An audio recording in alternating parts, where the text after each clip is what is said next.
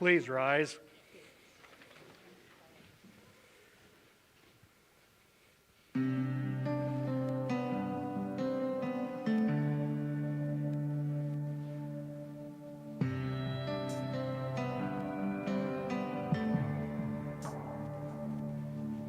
It's perfect outside, it's like God let me dial up the weather.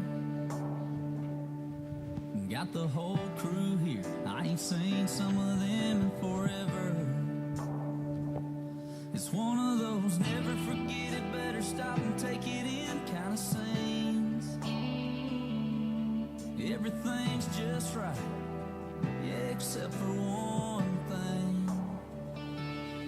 You should be here, standing with your arm around me here, and cutting up, cracking a cold beer, saying cheers. Hey y'all, it's sure been a good year. It's one of those moments that's got your name written all over it. And you know that if I had just one wish, it'd be that you didn't have to miss this. You should be here. We are all here today to remember Craig and how he has touched our lives as a son, as a brother, an uncle, and a friend. Craig Allen Niles, age 59, of Watertown, South Dakota, passed away on December 18, 2020, at his residence. Burial will be at Mount Hope Cemetery.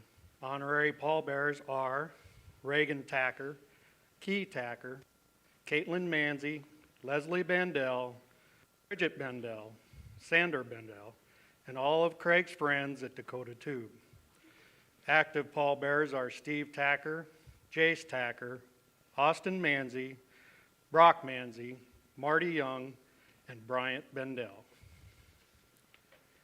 Craig was born on November 15, 1961, to Rodney and Sharon Aker Niles in Siston, South Dakota. He grew up on the family farm in Waubay, South Dakota, where he enjoyed playing basketball, riding horses, and was involved in 4-H. The family moved to Watertown, and he played football. Craig was never afraid of hard work. At the age of 14, he started his first job, later becoming manager at Burger King with a side job at PhotoQuick. After deciding to have higher aspirations, he worked at the United States Postal Service, which led him to California for several years. Craig then returned to South Dakota, where he owned a dairy farm near Henry, South Dakota. He later sold this property to purchase his father's acreage near Watertown. Craig was currently working at Dakota Tube, where he had been for many years. Craig had a love for many things, including rock concerts, animals, and especially his family. He never passed up a chance to visit and definitely had the gift of gab. He enjoyed watching his nieces compete in horse competitions, hosting mini rodeos, and attending family gatherings. Craig touched many lives with his kind and loving spirit. He loved all animals, especially his best friend, his dog, Chloe. Craig is survived by his mother, Sharon Niles of Watertown, South Dakota, and his sisters, Nikki and Chris Heath of Oneida, South Dakota, Kathy Manzi and fiance Marty Young of Watertown, South Dakota, and Tammy and Steve Tacker of Watertown, South Dakota, and grandmother, Beta Aker of Watertown, South Dakota. He was preceded in death by his father, 2 grandfathers, and 1 grandmother.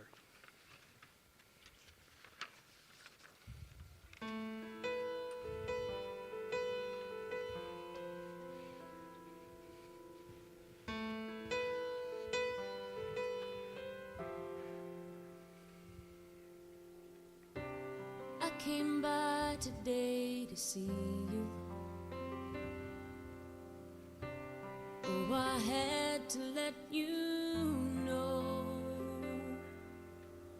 If I knew the last time that I held you was the last time, I'd have held you. and never let go.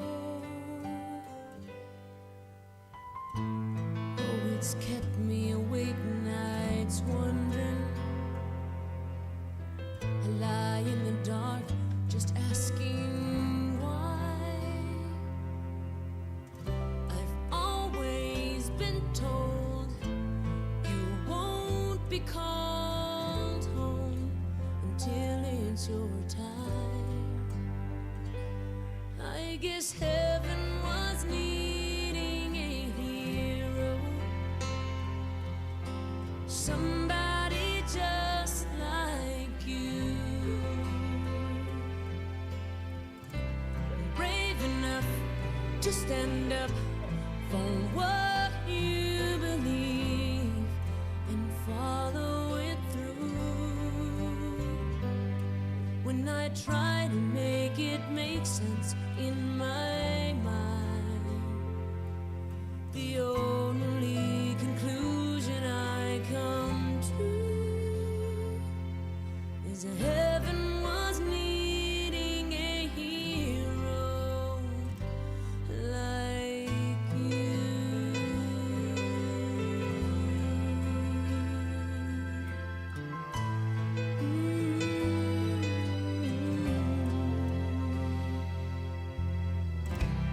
I remember the last time I saw you. Oh, you held your head up proud.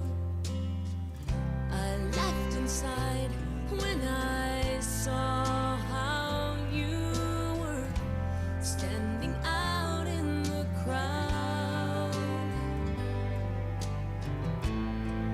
You're such a part of who I am. Now that part will just be void. No matter how much I need you now, heaven needed you more. 'Cause heaven was needing a hero, somebody just like you, brave enough to stand up for what you believe and follow it through. When I try to make it make sense in my mind, the only conclusion I come to is that heaven was needing a hero like you.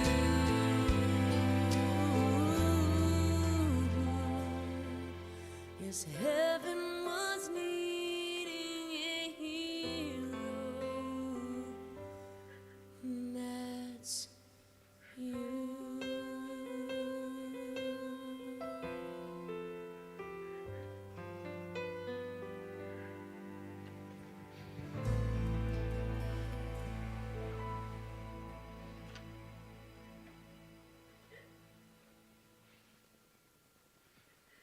The family has written a few things about Craig they would like me to share with you. Due to COVID, our grandmother, Vita Aker, could not attend this memorial service. She is in Edgewood now, hopefully getting to watch the service. If she could attend, she would say, Craig, he was such a good boy. Craig loved Grandma's lasagna, and when our family got together for Christmas and playing cards with everyone at the table, he would always try to beat Grandma, but it was always just for the fun of the family being together. Craig will be very missed.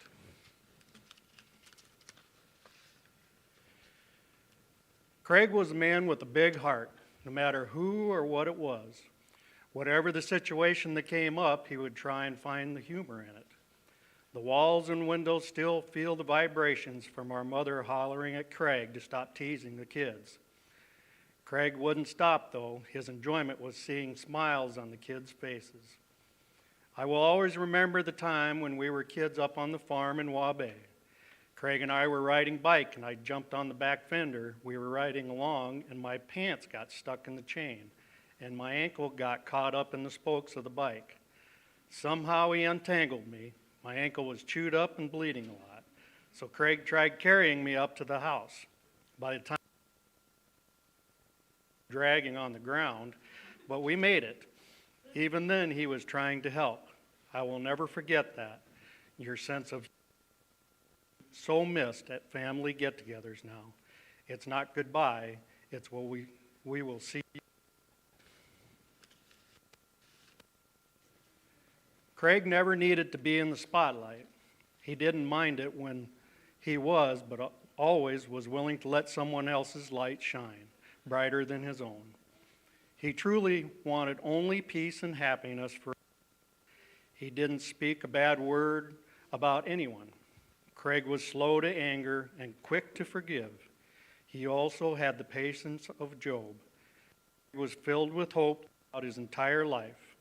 Craig's crown in heaven will be heavy, as it will be filled with jewels, as he was a blessing met. Our brother Craig was all of our heroes. He was the kind of person who always would look and find the good in any situation. It took a lot for him to complain. Craig was most happiest when he could be with family or help someone. Craig had a gift to gab, loved to visit with everyone he met, always wanted to learn new things or just be a listening ear for anyone who needed to talk. He never judged anyone and always made a person feel important. Craig took an interest in anything each one of us loved and cared about. He was the first to wish happy birthday to someone or wish good luck to those that needed it, give comfort when we let ourselves down. A heart never wanted anything. Craig cared so much for animals as much as people. He always wanted to try and give something a good home and found the positive in each animal. He wasn't always able to take care of them, but always wanted them to have a home. We loved Craig for the person he was and the love and support he gave to all of us. Craig supported each of our dreams. Riding horse, he would buy a horse. Say you liked chickens, he would buy chickens. Wanted to drive a go-kart, he would go get the parts. Wanted to play football, he would go to the game or wish you luck, then asked how you did. He took interest in everyone. He also was the person that liked to dish it out. If he hears you like to go or went to the bar, he would always give you crap about it. Craig's famous lines were, "Going to Shooters? How are those whatever football team?" Or, "What do you want us to do about it, Sharon?"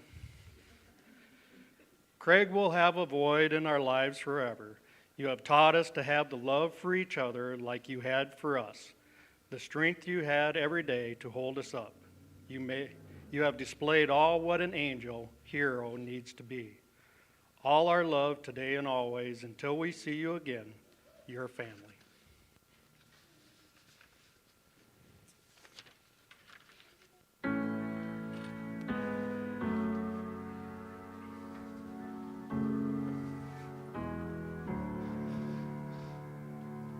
Everybody's dressed in black.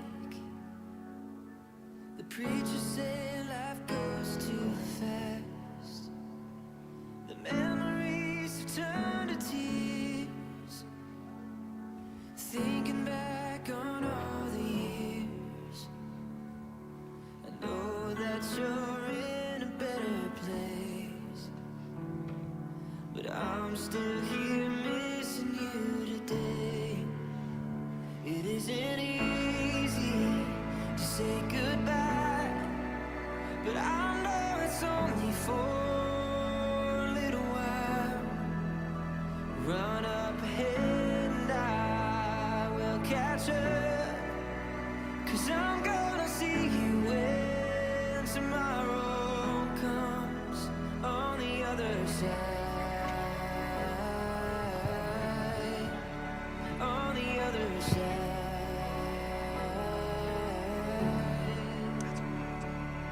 I bet you feel you're finally home, running down those streets of gold, the kind of peace you can't explain,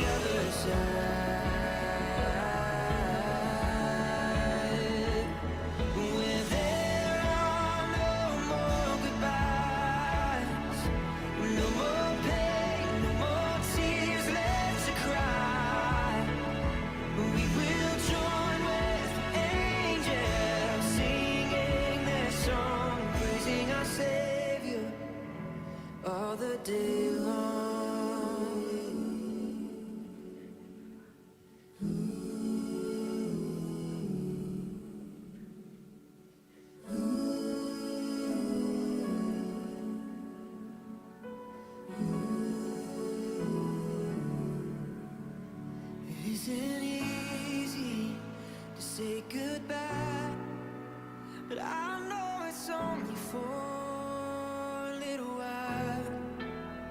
Run up ahead and I will catch up, 'cause I'm gonna see you when tomorrow comes on the other side,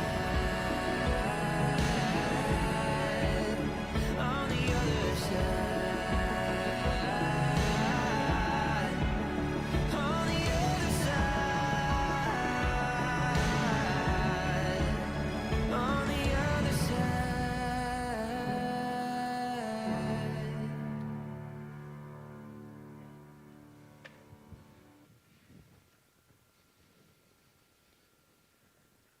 At this time, does anyone have any stories or feelings that they would like to share?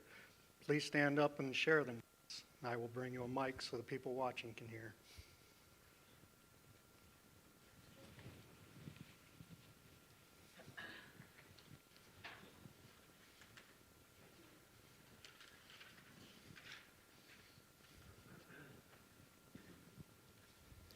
All right, I might cry a little bit, but that's okay.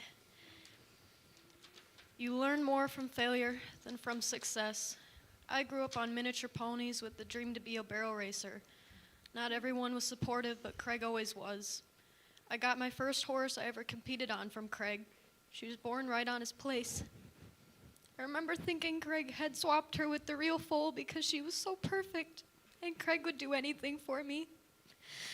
I trained her myself, and when I felt as though she was maxed out, Craig drove through a blizzard and purchased 3 new fillies. Craig always loved to surprise me, so he told me he just needed help with something. Shortly after I arrived to his house, a horse trailer pulled up with 3 unhandled horses. Craig always thought I was a good trainer and put me to the test with every animal he brought home. A couple years down the line, one of the 3 had grown my confidence and made me a better rider. I can't say anyone else impacted what I love to do the most more. He was my biggest fan and most patient supporter of my family. Craig and I had a dream. Well, it was my dream and his dream to see it come true. I remember being at a rodeo and him arriving through the ditch to talk to me. He would tell me what girls to look out for, like I had a chance of beating them. He always made me feel like I did. Craig made my dreams feel reachable. With so many people trying to bring you down, it was nice to have some light in my corner. That is all Craig was, a happy, supportive, encouraging, bright light that I will forever miss. I treasure our many memories together and will work hard to see our dream come true. I know you'll be watching every run I make with a proud smile, because only you were there when I first started, and you know how far I've come. Thank you.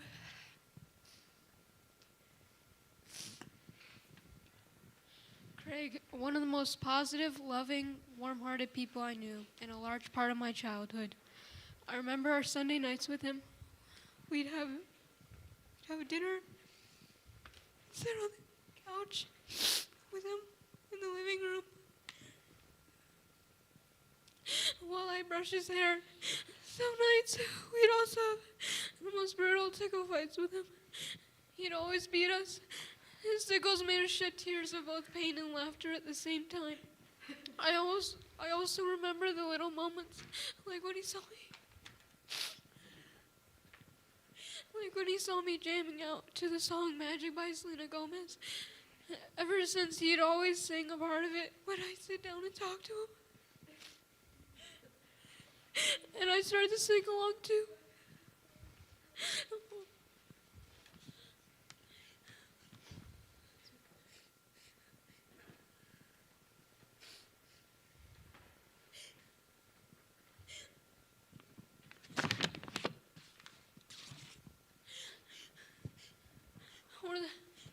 Or that one time when he took us out for ice cream and mine began to melt out of my hand while I just sat there, and the car broke down soon after. Along with fun memories, he also gave us Firecracker and Miracle. Reagan and I spent so much time at Craig's to ride them, running back and forth in the pasture, practicing barrels and poles, and hosting mini rodeos with the chicken runs and crazy cowgirls, all while he'd watch us. Every time I look back at those times, I get a warm feeling in my heart. They brought us closer together and made a strong bond between us. But when I slowly started to see Firecracker less and less, I started to see him less and less. So when I found out he had passed, I knew that I never got to say goodbye to him before I last saw him for the last time. And now I will live with that feeling of regret. His passing has taught me a very valuable lesson to appreciate family more and spend more time with them before that time runs out. Craig, I know we've drifted apart the past couple years, but from now on, I will hold you closer to my heart than ever before. I love you, and I'm glad that your soul is finally at peace.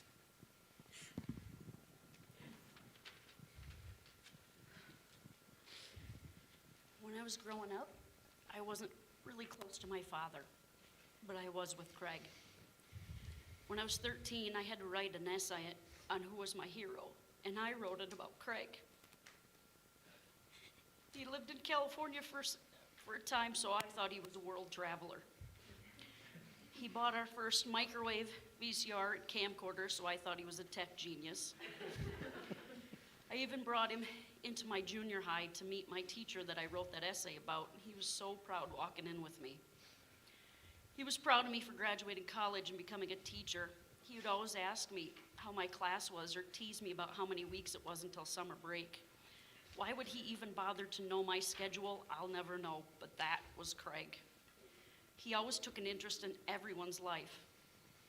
He moved a quarter of a mile away on my dad's acreage 12 years ago, and that was a blessing. We got to share a lot of good times together. He used to come over for Sunday suppers, and Steve would like to watch Gold Rush with him. Anybody who knows me knows I don't have a forte for cooking, but Craig never complained. My kids thought of his house as their second home. They were always over there as soon as he got off work. Craig didn't have kids of his own, so we shared ours with him. It was like they had two dads. Steve was their protector and caretaker, and Craig was the fun giver. Years ago, Craig came barreling into my yard, not the driveway, by the way, through the yard, with the horse trailer, and announced he had bought 2 horses. Not one, but 2, and one was pregnant because they needed bigger horses, those kids, to ride on those minis. Thus, the tale of Snickers, Miracle, and Firecracker came to be. Craig and Jace were always in town messing around, whether it was Craig taking Jace to the skate park or sneaking Jace into Anytime Fitness or going to runnings. Always runnings, it seemed like. I had to go over to Craig's one time, and there was a plastic steer head there. And when I asked him, "What are you doing with that?" He said, "Well, it's of course for the girls to practice calf roping with." He was always coming up with some way to make my kids happy and support their interests. There was a quote that said, "I wish there was a way to know when you're in the good old days before you actually left them." This rings true right now. I took for granted all that time I had with Craig, and I thought there'd be more, and now I'm regretful. I know you're not supposed to have favorites, but Craig was one of my favorite people. And I didn't tell him that. I hope he knew. For those who didn't know, Craig passed away on my birthday. I was lucky because he waited till that day to leave us. Now I can share my earthly birthday with his heavenly one. I will miss and love you forever, Craig. Does anybody else have anything they'd like to say? Jace?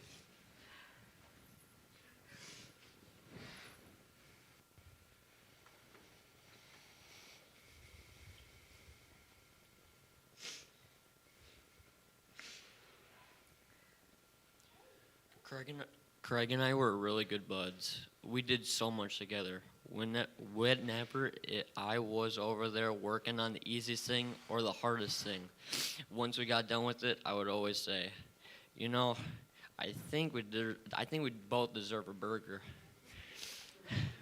We'd head into town. We would go into town and get one. if we were not working on something at his house, we would be working out.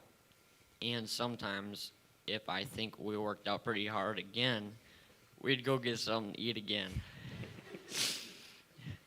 Whenever I said we should go get something small, that didn't really turn into something small. Sometimes we got like a cheeseburger with a fry, with a pop and a blizzard. I remember before I knew how to drive my dirt bike, Craig got his motorcycle working and everything, and he started revving it a lot. I mean, you would really love to hear the thing purr.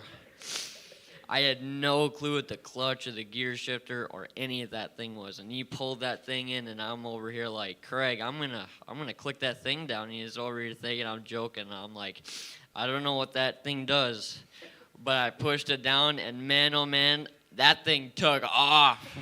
It hit his garage, and I was like, oh, that's what that does? All of a sudden, me and him are both trying to get that thing up. And the thing is, he didn't even get mad at me. He just looked at me and was like, it's okay. Like, you didn't know what you're doing. When we got the mower working one time, he told me I had to go to the pasture and mow.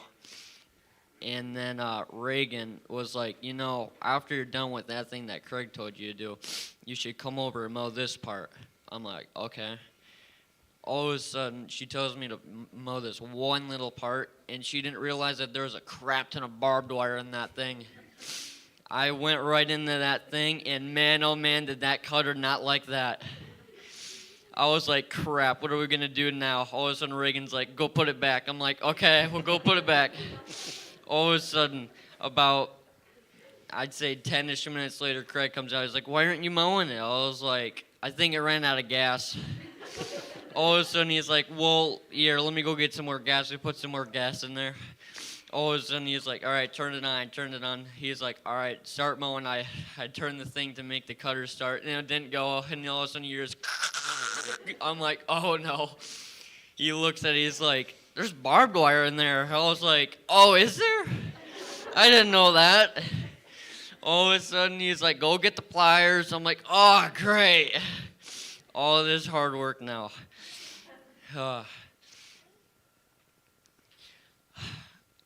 After we got that done and whatnot, after we got all the barbed wire out, he told me to mow another piece, and I got that done. And then after that, guess what? We went to go get something to eat again. Is either Grandma or Craig, I can't remember, but they got me a basketball hoop because they just knew that I just loved to play basketball, and Craig just wanted to watch him and everything. There was one bolt that was missing. One stupid bolt. And Craig, he let me put that thing together by myself because he knew I could do it, but then as soon as he saw that there was only one bolt, he's like, oh, well, we'll put it up anyway. He told me to put it up right in front of his car, and about a week or two later, that thing came down and landed right on his hood. I'm like, oh, crap. I didn't know that.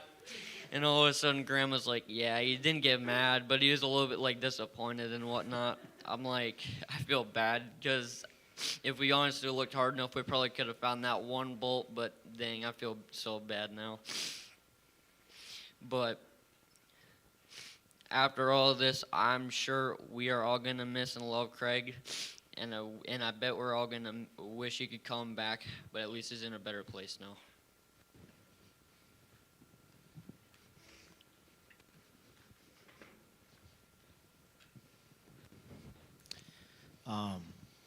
My earliest memories, I guess, would be how Craig would tickle us, and how he would grab us and dig his fingers into you, and it hurt. It literally hurt, but you couldn't help but laugh. And Grandma would get on him, and now I see myself and my brother, and when we do it to our kids, and the look from my mom, and how that kind of just carried on the humor of it all. I mean, he was so physical with you without even realizing it, but it was just, once he put his hands on you, he had you. Another thing that I remember, Craig, was I was young at that time. I probably would have been 10 or so, but he would get these lawn clippings from everybody. And he'd come into town, and he'd have these big barrels. And I don't know how big they were because, like I said, I was young.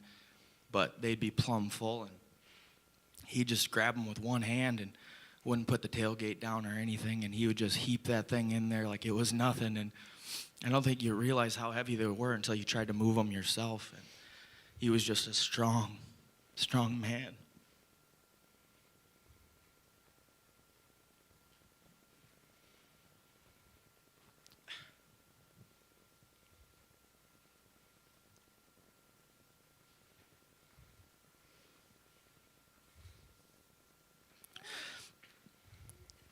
But with the strength that he had such a heart for people. I remember we always did these state fairs, and of course it was the concerts, and Craig would come down, and he loved concerts. And we would position him out there with the pop and whatnot. And you have tons and tons of people coming, and you're trying to turn them and get the next guy, get the next guy, get the next guy. And you would look at Craig, and he would end up talking to somebody for half an hour about who knows what. Whether they just had something on their T-shirt, or he found out they were from Colorado, or whatever it was. He just would find an interest in their lives, and then he would ask questions and questions and questions. And you wanted him to go faster, but you knew he just thoroughly enjoyed that conversation, and he just cared. I remember him being so invested with everybody, with barrel racing, with Brock and I, with sports, and Caitlin and her cleaning up the mats and her interests. But even the opponents that we had, he remembered those and would tell you what was going on if they were competing somewhere else in their life. He just knew everything about somebody and held on to it near and dear. Throughout my struggles with life, he's always supported me, and he always just wanted to see me succeed and was your biggest fan. I got a chance to take a trip with Craig to a SDSU girls basketball game. He always talked about taking me to a game, and I know we planned on going to a football game or something like that, but it was a girls' basketball game, and he invited me, and I said, yes, let's go. And we rode down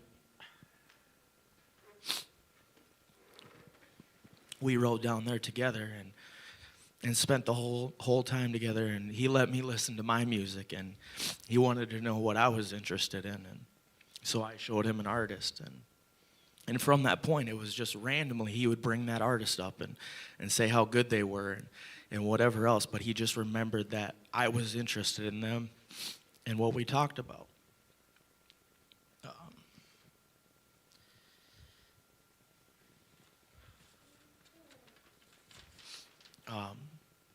Other memories I have of Craig are the volleyball battles that we always had. Craig was always willing to play, and I remember my Uncle Steve and him going at it, and it was just, as kids, you see that, and you're just looking up to him, and you want to be like that. And some of my fondest memories are of Craig at Anytime Fitness. Day in and day out, I got to see him. And this is post my sport, high school career, and Craig was adamant about being there every day, and it was great to see him because he always had a smile, and he was always there to cheer me up, and I hope I did the same for him. And it didn't matter who was around.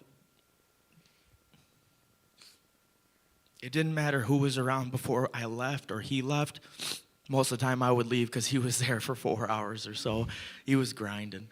But he would always say, I love you. And I never felt ashamed, no matter if there was the strongest guy in the gym or the prettiest girl or whoever was around. But I always felt comfortable to tell my uncle I loved him. And he always made sure that I heard that he loves me.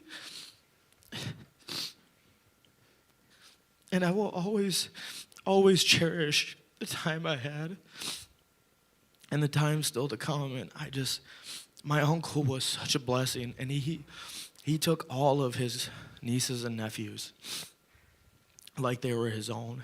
And that's such a rarity. We all get so busy with life, but he never did. He always cared.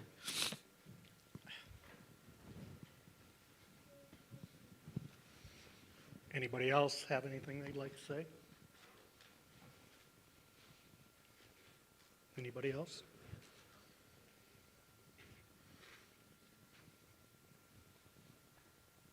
Thank you.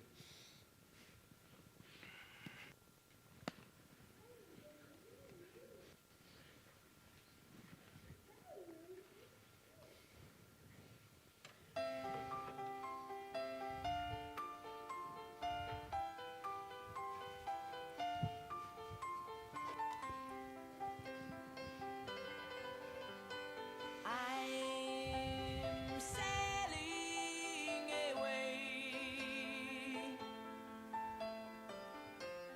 set an open course for the virgin sea. 'Cause I've got to be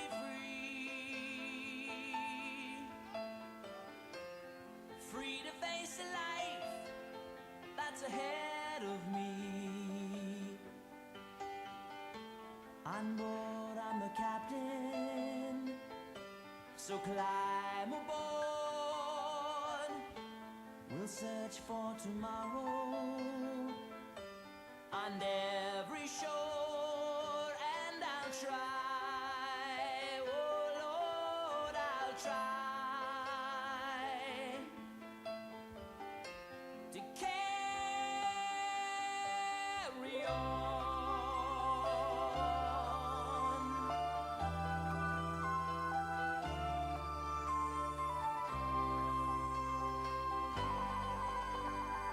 I look to the sea, reflections in the waves spark my memory. Some happy, some sad. I think of childhood friends and the dreams we had. We lived happily forever, so the story goes. But somehow we missed out on the pot of gold. But we'll try best that we can to carry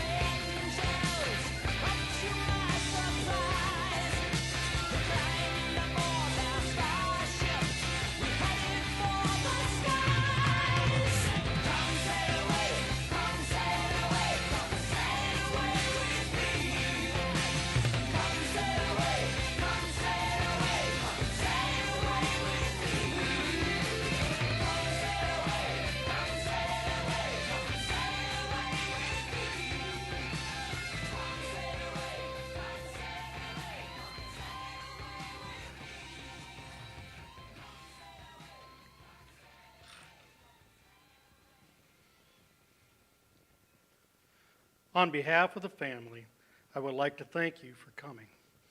Everyone is welcome to come to Hope Cemetery for the internment. Thank you.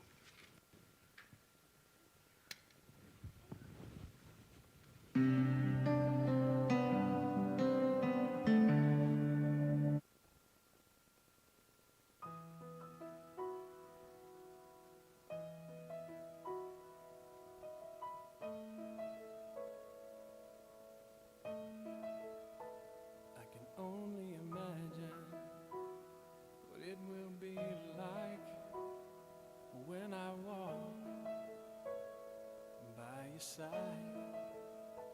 I can only imagine what my eyes will see when your face is before me. I can only imagine. I can only imagine.